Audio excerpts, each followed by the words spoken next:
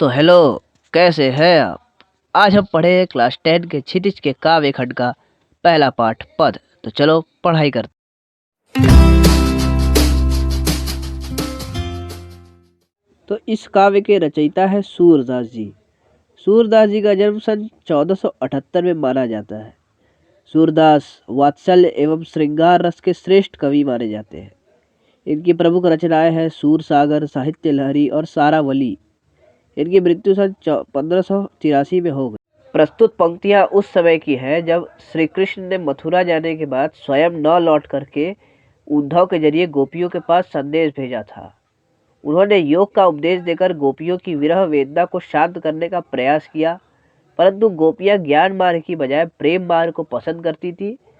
इसी कारण उन्हें उद्धव का यह शुष्क संदेश पसंद नहीं आया और इसी तरह यह भ्रमर गीत प्रारंभ होता है। पहली पंक्ति है, उद्धव तुम हो अति बड़बागी, अपरस रहत स्नेह तगाते नहीं न मन अनुरागी। इन पंक्तियों के माध्यम से गोपियां उद्धव से व्यंग करते हुए कहती है कि हे उद्धव जी, आप तो बहुत ही भाग्यवान हैं, क्योंकि आप अभी तक श्री कृष्ण के रूप सौंदर्य एवं उनके प्रेम बंधन में नहीं बंधे हैं। उसके बाद आगे वह कहती है कि पुरैनी पात रहत जल भीतर तार स्नेह न दागी, जौ जलमाह तेल की गागरी बूंद न ताको लागी। प्रस्तुत पंक्तियों में गोपियां उद्धव जी की तुलना कमल के पत्ते और जल लगा हुए गागर पे से करती है। वह कहती है कि जैसे कमल का पत्ता जल में रहकर भी उस पे जल का दाग नहीं रहता है, और जैसे तेल लगा हुआ गागरी यदि जल पे डाल दिया जाए तो वह जल से खुद को अलग रखता है, उसी प्रकार आप भी खुद को श्री कृष्ण के प्रेम बंधन से अलग रखे हैं। उसके बाद वह कहती है, प्रीति नदी में पावन बोरियो, दृष्टि न रूप परागी, सूरदास अवला हम भोरी, गुड़ चीटी जो पागी। इन पंक्तियों में सूरदास बताते हैं कि गोपियां कह रही है उद्धव जी से कि आपने तो मानो प्रेम रूपी नदी के समीप रहकर भी उसमें अपना पांव तक नहीं रखा है, परंतु हे उद्धव जी, हम बहुत भोली हैं और श्री कृष्ण के प्रेम में ऐसी लिपटी हुए हैं जैसे गुड़ से लिपटता है चीटी। अगली पंक्ति है, मन की मन ही मांझ रही, कहिए जाई कौन पे उद्धव, ना ही परत कही। इन पंक्तियों में गोपियां उद्धव जी से कहती है कि हे उद्धव जी, हमारी मन की बात मन ही में रह गई, और आप बताइए हम ये बात किससे कहे।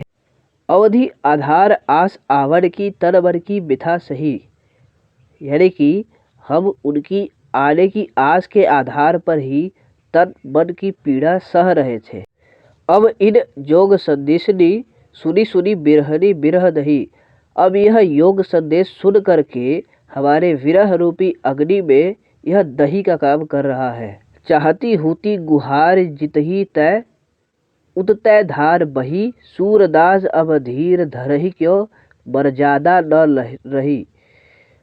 इन पंक्तियों में सूरदास जी कहते हैं कि गोपियां उद्धव जी से कह रही है कि हम जहाँ से गुहार लगाना चाह रहे थे, जहाँ से हमें आस लगी हुई थी, वहीं से यह योग की धार बह गई है, और अब बताइए हे उद्धव जी, हमारे प्रेम की मर्यादा नहीं रही, हमारे धीरज की मर्यादा नहीं रही। अगली पंक्तियों में गोपियां बताती है, हमारे हरि हारिल की लकड़ी, यानी कि हरि उनके लिए उस प्रकार से महत्वपूर्ण है जिस प्रकार हारिल पक्षी के लिए उसकी लकड़ी।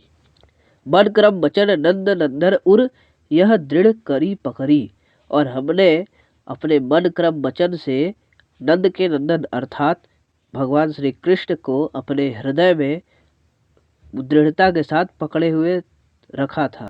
जागत सोवत स्वप्न दिवस निशी कान कान जगरी, जागते सोते और सपने में देखते हुए दिन हो या रात हो, हमने सिर्फ कान्हा और कान्हा का जाप किया है। सुरत जोग लागत है ऐसो जैसे करुई ककरी, यह योग सुनने में तो ऐसा लगता है जैसे कोई कड़वा ककरी हो। सू तो ब्याधि हमको ले आए, देखी सुनी न करी, यह तो सुर तिरही लय सौंपो जिनके मन चकरी।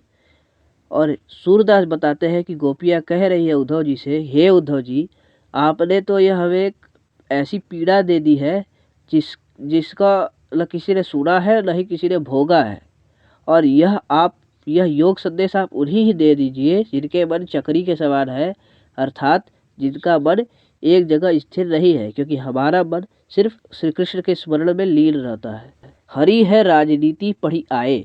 आगे वह कहती है कि हरि राजनीति पढ़ चुके हैं, समझी बात कहत मधुकर के समाचार सब पाए, और यहाँ के सभी समाचार वह उद्धव जी से प्राप्त कर लेते हैं और उद्धव जी के माध्यम से ही वह संदेशा हम लोग के पास तक भिजवाते हैं। एक अति चतुर होते पहले ही अब गुरु ग्रंथ पठाए, पढ़ी बुद्धि जानी जो उनकी जोग संदेश पठाए।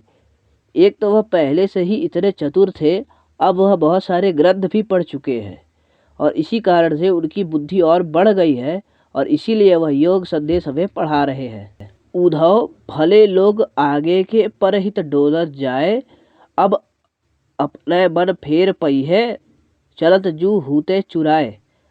अब आगे वह कहती है कि हे उद्धव जी, पहले के जो भले लोग थे वह दूसरों के हित के लिए दिन भर घूमते रहते थे, परंतु वह तो हमारे साथ ही अन्याय कर रहे हैं। वह खुद पहले दूसरों के हित के लिए घूमते रहते थे, परंतु अब क्या वह हमारे मन को वापस कर पाएंगे जो वह हम जाते वक्त हमारे चुरा ले गए थे। ते क्या अनीति करे आपुन जे और अनीति छुड़ाए, राजा धर्म तो यही है सुर जो प्रजा न जाहि सताए। आगे सूरदास कहते हैं कि गोपियाँ कह रही है कि हमने क्या गलत किया था जो वह हमारे साथ गलत कर रहे हैं, और राजा का धर्म तो यही है ना कि वह प्रजा को न सताए। वीडियो अच्छा लगा हो तो लाइक करें, शेयर करें और अपने एक्सपीरियंस साझा करने के लिए कमेंट करें, और ऐसे ही वीडियो पाने के लिए सब्सक्राइब करवाएं हमारे चैनल को। तब तक पढ़ते रहे और आगे बढ़ते रहे। जय हिंद।